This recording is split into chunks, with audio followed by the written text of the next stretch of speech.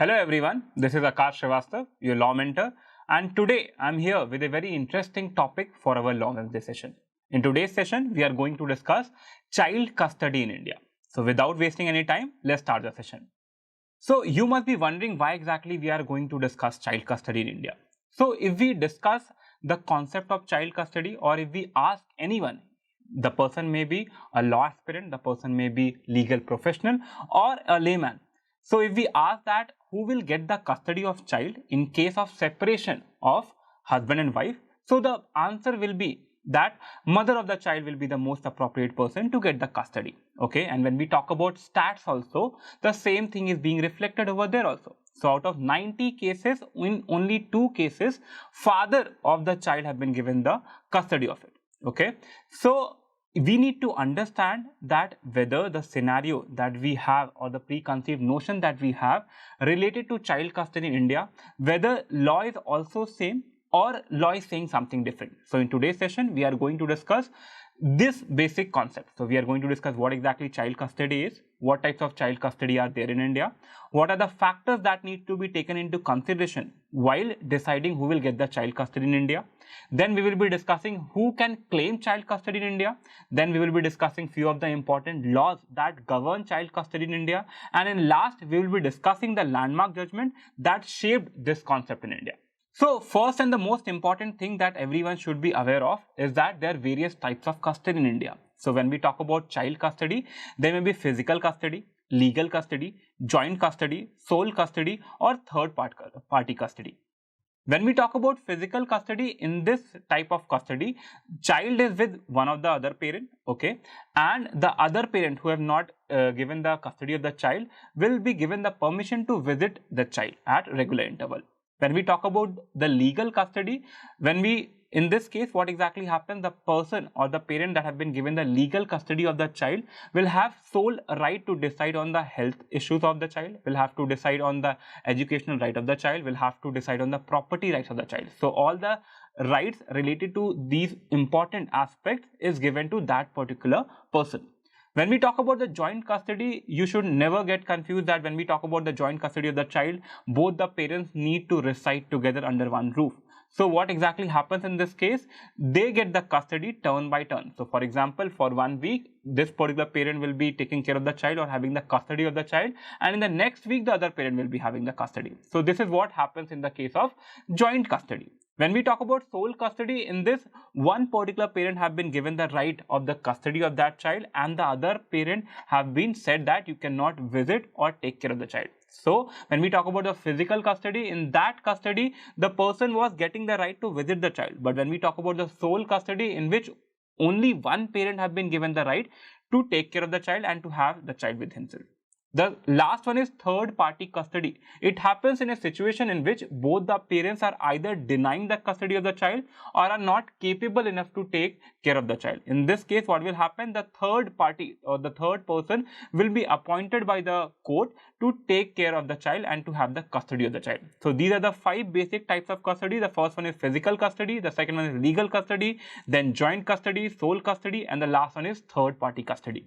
The next important thing that everyone should be aware of are the factors that need to be taken into consideration while deciding which particular parent will be given the custody of the child. So the first and the most important point is safe upbringing of the child. So which parent can guarantee the safe upbringing of the child will be given the custody. The next important point is which parent can provide better education and provide ethical growth. So we are concerned with the education of the child. So if one parent is more capable in providing good education to the child, and along with good education, ethical growth of the child. Okay, so other factors need also be taken into consideration, and not only the capability to send the child to a good school. So this is the second important point. The third important point is which parent is well off and would be able to provide all the essential needed for the survival. So apart from education, apart from safe upbringing, so other needs are also there of the child. Okay, so which parent is more capable enough to provide with all the needs of the child, all the basic essentials needed for the growth of the child will be given the custody of the child. Next one is wishes of parents and children. So when we talk about after a certain age, the consent or the wish of the child is also taken into consideration in deciding which parent will be given the custody. And also when we talk about the wish of the parents are also taken into consideration. They will also be asked whether you want to take the custody of the child or not.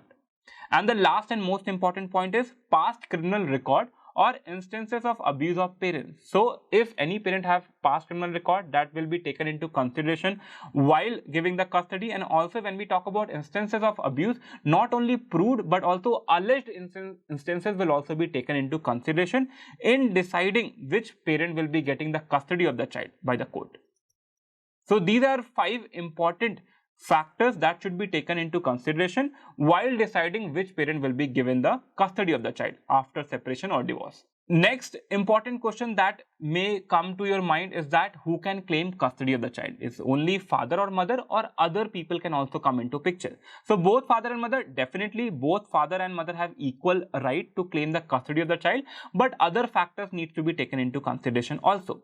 And when we talk about father, father is usually treated as a natural guardian and mother is given the custody of the child, but again other factors such as age of the child is also taken into consideration.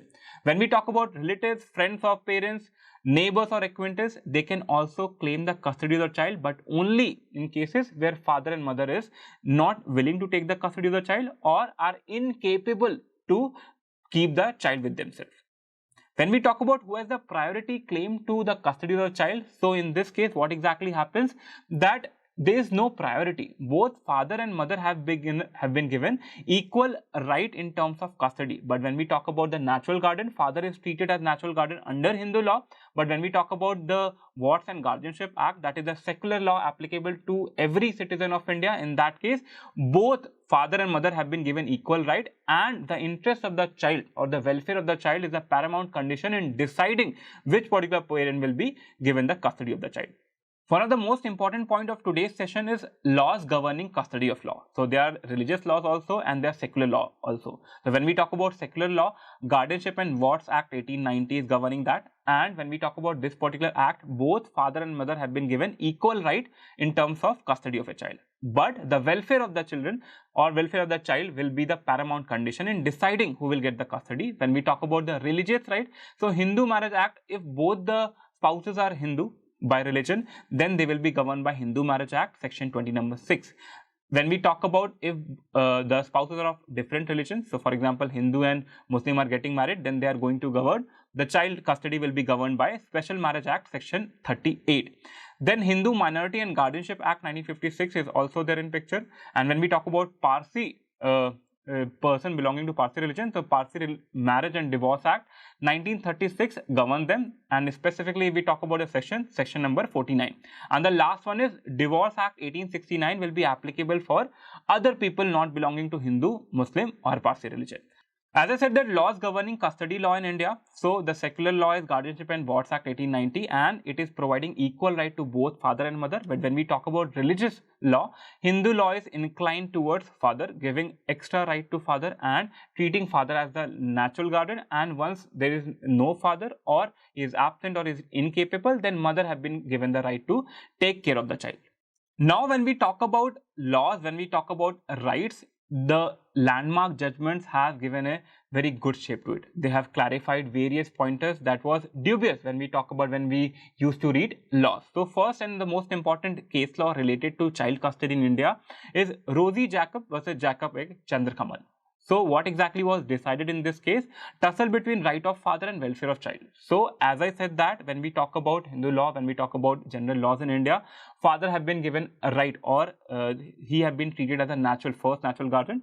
So what exactly will happen if we talk about tussle between welfare of the child and the legal right that have been given to father? So in this case, court have given opinion that welfare of the child should have more value as compared to right of the father. Next important case is Gaurav Nagpal versus Sumedha Nagpal. So what exactly happened in this case? They defined the ambit of best interest doctrine. So if particular action or if particular say parent or giving custody of a child to one particular parent will work in the interest of the children, then that particular parent will be given a right. We cannot or any other factor should not be taken into consideration or should not be given more value than to the best interest of the children. This was decided into Gaurav Nagpal versus Sumedha Nagpal. Next important case is Roxman Sharma versus Arun Sharma. In this, they have given the correct explanation of age of 5 years rule. So what exactly is the rule in India? If the child is below 5 years of age, then usually mother is given the custody of the child. Okay, but this doesn't mean that once the child is above 5 years of age, then this will eliminate the right of mother to get the custody of the child.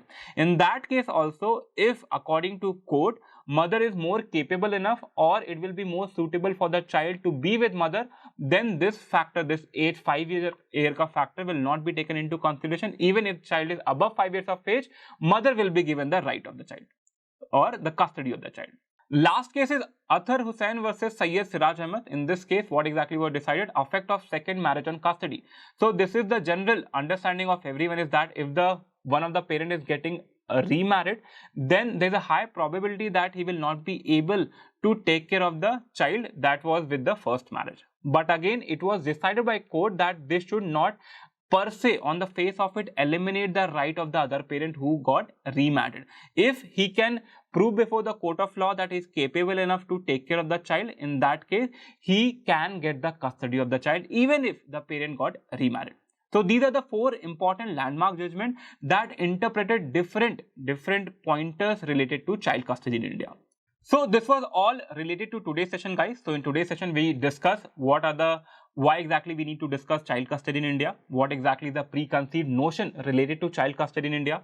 Then we discuss kinds of child custody in India. Then we discuss what are the considerations that should be taken or the factors that should be taken by court in deciding who will get the child custody. Then we discuss few of the important secular law as well as religious law governing child custody in India. And last, we discuss important landmark judgment that interpreted various pointers or various dubious pointers related to child custody in India. Now, one of the most important announcement, guys, CLAT Challenger Series 2024. So all the aspirants who are targeting CLAT 2024, that they are going to attempt CLAT on 3rd of December 2023. In that case, this is one of the most important thing for you. If you want to test where exactly you stand, and along with the test, able to test yourself, there is a probability that you may get cash prize also.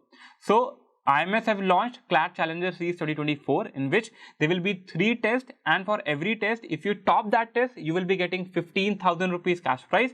And if the cumulative score of yours in all the 3 tests is at above or at top, then you have a chance of winning 50,000 rupees. And if you score very good marks in actual CLAT 2024, that will be happening on 3rd of December 2023, then you have a chance to get cash prize up to 8 lakh rupees. So this is golden opportunity for all the CLAT aspirants.